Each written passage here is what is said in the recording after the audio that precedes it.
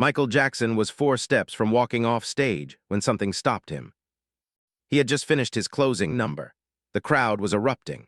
45,000 people doing what crowds do at the end of a great show, screaming, crying, hugging strangers, trying to hold on to the feeling for as long as possible. And then Michael stopped. He turned around and walked back to the microphone.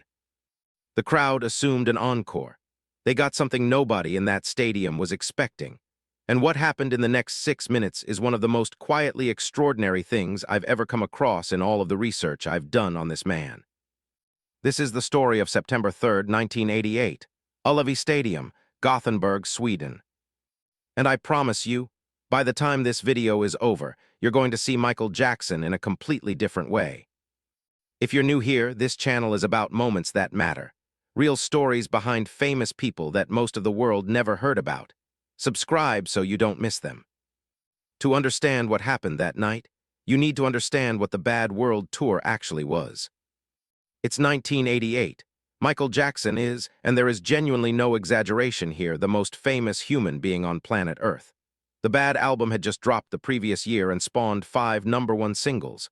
5, from a single album. That had never been done before and hasn't been matched since. The Bad World Tour was the live extension of all of that. It ran from September 1987 to January 1989. 123 shows across 4 continents. Over 4 million tickets sold.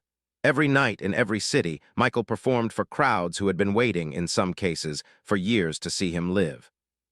And Gothenburg, Sweden wasn't just another stop on the tour. By the time the tour reached Ullevi Stadium that September, word had spread across Europe about what these shows were. People who had seen earlier dates were telling people who hadn't. The energy going into these shows was different from your average concert. There was a momentum to it, a collective weight. Ullevi Stadium had a capacity of 45,000 people, and it was packed. The crowd had been inside since the late afternoon.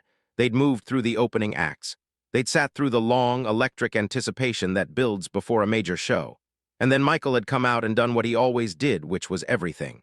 The full production, the dancing, the costumes, the sequencing of songs that had been refined over hundreds of performances into something that felt effortless even though it was anything but. By the time he reached the final third of the set, the stadium had become something almost alive. You've been to concerts, maybe. You know what it feels like when a crowd stops being individual people and becomes something unified. Something that breathes together. That's what was happening at Ullevi. And then Michael got to the last song. Man in the Mirrors. Now a lot of artists would close a 2-hour show with something loud, something explosive. You go out on the biggest bang you can manage, right? Leave them screaming. Michael did something different. He had positioned Man in the Mirror specifically at the end of the set, not as a spectacle, but as a landing. A way for the enormous energy of the show to resolve into something quieter, something more personal. The song asks something of you. It's not a song you receive. It's a song that turns the mirror around and points it back. He sang it that way every night, with everything he had, not the performed version of Presence, the actual thing. He had just finished the final chorus when his earpiece crackled. The voice in his ear was Frank Colty, the head of his security team. And here's the thing about people who work security at major events. They're trained to communicate urgent information without transmitting the panic of it. Because if you hear someone in your ear saying, "Oh God, there's a medical emergency," that panic goes somewhere. It changes you. And if you're on stage in front of 45,000 people, that change is visible, and that visibility is contagious. So Frank Colty spoke in the way professionals like him speak when something serious is happening. Controlled, clear, precise. He said there was a medical situation in Section 14. He said it appeared to be cardiac. He said the medical team was moving toward the section, but the crowd density was making access difficult. Michael held the final note for its full length. He brought the song to its natural end. The crowd erupted the way crowds erupt at the end of a closing number, 45,000 people releasing 2 hours of contained energy all at once. He raised his hand. He bowed. He turned toward the wing. 4 steps. He was 4 steps from disappearing into the backstage area when Frank's voice came back. The medical team had reached the section, but the crowd wasn't clearing. The density around the affected person was making treatment difficult. Michael stopped walking. His stage manager, Steve Ritchie, was standing right there. Michael turned to him and said something. Steve's expression changed in the way that expressions change when a plan has shifted and the new plan requires fast thinking. And then Michael turned around and walked back out to center stage. Now, think about that for a second. The show was over. He had completed his performance. The standard procedure in this situation, the reasonable, logical, professionally sanctioned procedure, is to let the venue's medical and security teams handle it. They're trained for this. That's what they're there for. You don't interrupt the post-show chaos with an appearance from the headliner. You don't make it about you. But Michael had heard something specific in Frank's message. The crowd density was making treatment difficult, and Michael understood something that maybe not everyone would have understood in that moment. He had access to something the medical team didn't have. He had 45,000 people who would listen to him. The crowd, which had been starting to dissolve, people turning to each other, gathering their things, beginning the slow drift toward exits, registered his return with a surge of sound. They assumed an encore. Additional songs were not unheard of on this tour. When a performer comes back after a closing bow in the language of concerts, that means one thing. Michael walked to the microphone. He waited for the noise to reach a level he could speak through. And then he said something that changed the entire atmosphere of that stadium in approximately 3 seconds. He said, "I need everyone in this stadium to listen to me very carefully right now." That's it, that's all he said. But the quality of those words, not the usual performer-to-crowd language of gratitude or excitement or transition. The direct register of someone saying something they actually need you to hear. It traveled through the stadium at a speed that the sound system alone cannot explain. The crowd started to go quiet, not all at once, in waves, the way quiet spreads when something in the air has shifted and people feel it before they understand it. In Section 14, there is someone who needs medical help right now. I need the people in that section to please calmly and carefully create space. Move back. Give the medical team room to reach them. Please do this right now. That's what he said. Not a vague announcement, not a performance. A direct request, specific and clear, delivered with the tone of someone who trusts the people they're asking to actually do it. Section 14 was in the lower bowl, left of center, about 40 rows back from the stage. And in the middle of that section was a man named Gunnar Lindqvist. Gunnar was 57 years old. He was a civil engineer from a small coastal city in Sweden. He'd come to the concert with his wife Ingrid and their 23-year-old daughter Maya. He was not the kind of man who sought attention. He was quiet, methodical, the kind of person who spent his career making sure bridges and roads didn't fall down. Not a dramatic guy. He had been experiencing chest pain for about 12 minutes before the cardiac event that required medical intervention. His wife Ingrid had been trying to flag down help for several of those minutes. She was waving, she was calling out, but the density of the crowd and the noise of the final song had made her invisible. The medical team had been dispatched, but they couldn't get to him. There were too many people packed too close together. When Michael's voice came through the stadium speakers, the people in Section 14 heard it the same way everyone else heard it, as something that had shifted category, from entertainment to instruction. And they responded to it that way. The crowd began to move, carefully, without panic, creating a channel through which the medical team could move. They reached Gunnar Lindqvist within 90 seconds of Michael's request. 90 seconds. That is not an insignificant detail. In a cardiac emergency, time is the variable. Every minute that passes without intervention reduces the odds of a full recovery. The speed of access to Gunnar's speed that was made possible by 45,000 people choosing to listen and move was a direct medical factor in what happened next. Michael stood at the microphone while all of this was unfolding. He didn't fill the silence with music. He didn't perform. He simply stood there, visible, present, not as action but as steadiness. A signal that the situation was being handled and that the correct response from everyone else was calm. He spoke twice more in those 6 minutes. Once to ask the crowd to remain in place while the medical team worked. And once at the end to thank them. Not the generic warmth of a performer thanking an audience. The direct acknowledgement of someone thanking people for having done something that mattered. He said, "You just helped save someone's life. Thank you." The ambulance that had been on standby at the venue entrance reached Gunnar 11 minutes after the cardiac event began. He was stabilized at the stadium and then transported to a hospital in Gothenburg. 3 days later, he was discharged and went home. Ingrid Lindqvist, Gunnar's wife, said in the days after the concert that the speed of the medical response had been the difference between a serious event and a catastrophic one. She said the crowd had parted like water. She said she had never seen anything like it. She wrote a letter to Michael's management the following week. I want to tell you about this letter because the way she wrote it says something. She wasn't trying to be dramatic. She wasn't writing fan mail. She was writing as someone who had just been through something significant and wanted the people on the receiving end to understand specifically and clearly what had happened.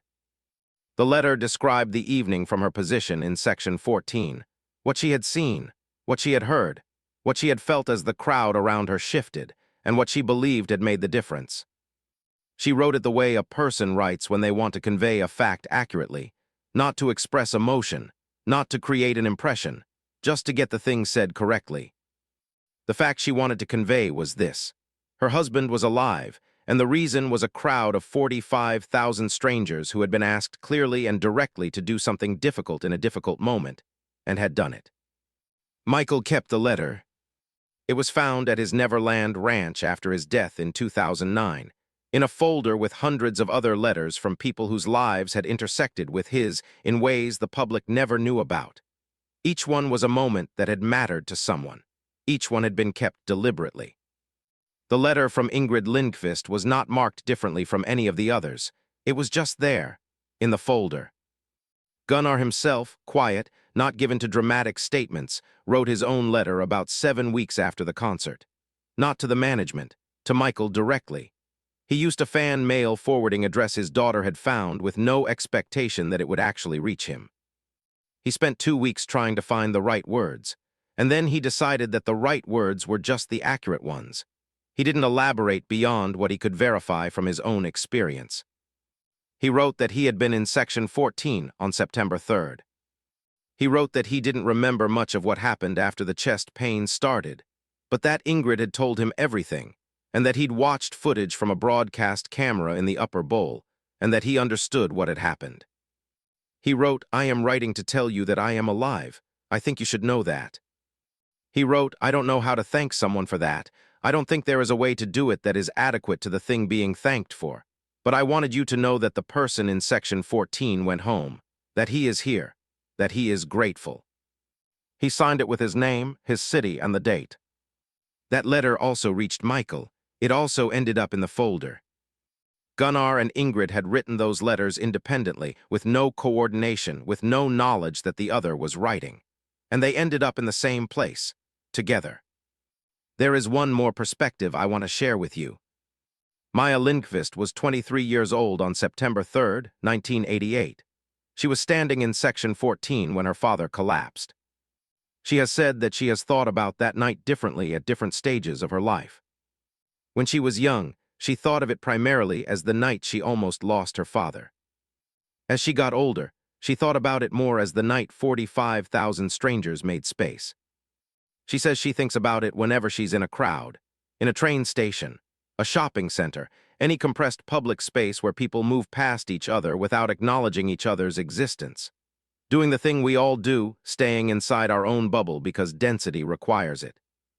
She thinks about the 6 minutes when that stadium of 45,000 people stopped being separate and became, through something she still doesn't have a word for, something that functioned as one. She said her father was 74 years old when she gave this account and still walked to the harbor every morning to watch the water. And every time she thought about that harbor walk, she thought about September 3rd, 1988. The voice on the stadium speakers, the crowd shifting, the medical team moving through the space that 45,000 people had made because someone had trusted them to make it. She said, and I think this is remarkable, that's what a concert is supposed to be, not the music that. I've thought about that a lot. Not the music that. She means something very specific. She means the moment when the performance became real, when the distance between the person on the stage and the people watching collapsed into something that wasn't entertainment anymore, something more necessary than that. Steve Ritchie was Michael's stage manager that night. He was the one standing in the wing when Michael turned back. He was the one whose expression changed when he heard the new plan. He said that in all the years he worked with Michael, across all the shows, all the production crises, all the decisions made in the gap between what was planned and what was required. The moment at the wing in Gothenburg was the one he came back to most often when he thought about what performing at the highest level actually meant. He said the performance ended 4 steps from the wing. What happened after that was something else. He said he never found a word precise enough for it. The closest he came, he said, was responsibility. The specific, unglamorous, entirely necessary responsibility of someone who understands that the people in the room are real, and that their reality does not stop mattering when the last song ends. I want to stay with that for a moment because I think it's important. There's a version of fame that treats the audience as a resource, something to be extracted from. You take their attention, their money, their emotional energy, and you convert it into your success. And when the show is done, the transaction is complete. That is not what happened in Gothenburg. What happened in Gothenburg is that a man at the absolute peak of his fame, the most famous person on the planet, 2 hours into the best show of his career, 4 steps from the most comfortable exit imaginable, heard that someone in his crowd needed something, and he turned around. Not for the cameras. There wasn't a moment where Michael scanned the crowd looking for the shot that would make this look good. There was no announcement that this would become part of the tour documentation. He just turned around because a person needed help and he had the specific tool, the crowd's attention, their trust, their willingness to listen to him, that could make a difference. He used the most extraordinary privilege of his life, 45,000 people who would do whatever he asked, to ask them to move out of the way so a stranger could breathe. There's a tendency when we talk about Michael Jackson, and I think this is especially true now, years after his death, with all the complexity and controversy that surrounds his legacy, to sort him into a category. Either you're defending him or you're condemning him, and the story has to fit the category. I'm not doing that here. What I'm doing is telling you about something that happened on September 3rd, 1988, in Ullevi Stadium in Gothenburg, Sweden, because it actually happened, and it matters regardless of how you feel about anything else. A man went home to his family because of what occurred that night. He is in that letter. He wrote it himself. He walked to the harbor every morning. He was grateful. And what made it possible was something that the narrative of Michael Jackson as spectacle, as the moonwalk, the glove, the production value, the mythology, tends to leave out. He was paying attention. Not attention in the way we usually mean when we say an artist is connected to their audience. Not the managed, performed version of connection that is part of the show. Actual attention. The kind that registers when someone in front of you needs something specific and responds to that specific need with the specific thing that will help. The 67 crew members who worked at Ullevi Stadium that night were asked about that moment over the years. Many of them described it similarly. They said the decision to turn back appeared to have been made before it was visibly made. As though Michael had understood immediately, the moment the earpiece crackled with Frank's message, that the concert was not over in the way it needed to be over. That the only way to finish it correctly was to go back out and ask the crowd to be, for 6 minutes, something more than an audience. That's a very particular kind of intelligence. It has nothing to do with talent or charisma or performance. It's the intelligence of presence, of actually being in the room with the people you're performing for rather than inside the performance. I want to talk about something Maya said that I haven't been able to stop thinking about. She talked about what it felt like to be in section 14 in those 6 minutes, to feel the crowd around her shift, to watch 45,000 people who had been going in their separate directions turn and do one thing together. She said she thinks about it whenever she's in a compressed public space, one of those places where people are physically close but psychologically sealed off from each other, where you're surrounded by thousands of humans who are essentially invisible to each other. And she thinks this is what those same people are capable of. This is what 45,000 strangers can do if someone asks them clearly and honestly, and trusts them to respond. There is something genuinely moving to me about that idea. Not because it's sentimental, it's actually the opposite of sentimental. Sentimental would be saying people are fundamentally good and would always do the right thing. That's not what happened. What happened is that someone made a specific, clear, honest request and gave 45,000 people the information they needed to make a specific, clear, honest choice.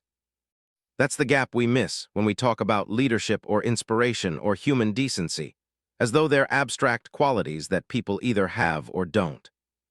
They're not, they're often just a matter of being asked correctly. Michael didn't appeal to their goodness.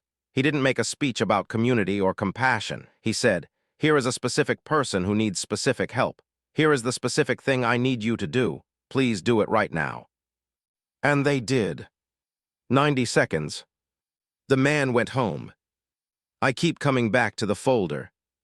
After Michael Jackson died in June of 2009, people went through Neverland Ranch with the complexity that always follows the death of someone very famous. The documents, the artifacts, the objects that accumulate over a life. Among everything was a folder. Hundreds of letters from people whose lives had crossed Michael's in private in ways that never made the press. Each one was a moment that had mattered.